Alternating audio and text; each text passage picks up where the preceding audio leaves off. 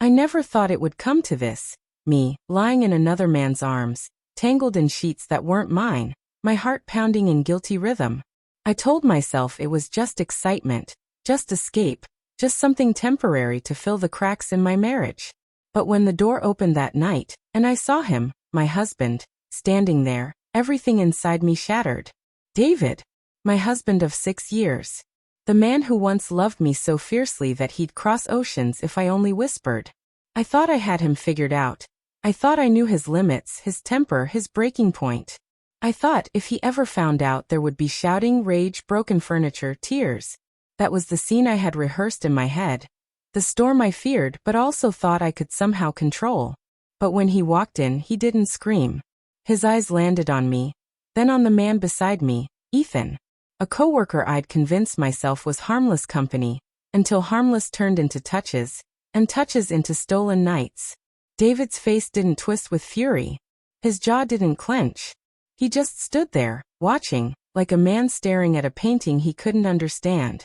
I scrambled out of bed, the blanket clutched to my chest. David, please, it's not what it looks like. My voice was trembling, pathetic even to my own ears. Ethan cursed under his breath, already pulling on his shirt, like a coward preparing to bolt. But David didn't even glance at him. His eyes were fixed on me, cold, unreadable. That silence, God, that silence, was worse than any scream. I expected him to rage, to drag Ethan out by his collar, to demand answers, to at least say something. But instead, he walked calmly to the chair in the corner, sat down, and folded his hands together. Finish, he said softly. My breath hitched. What? Finish what you were doing, he repeated, his voice calm, even gentle. Don't let me stop you. Ethan froze mid-step, his shirt half on. Man, listen, I didn't.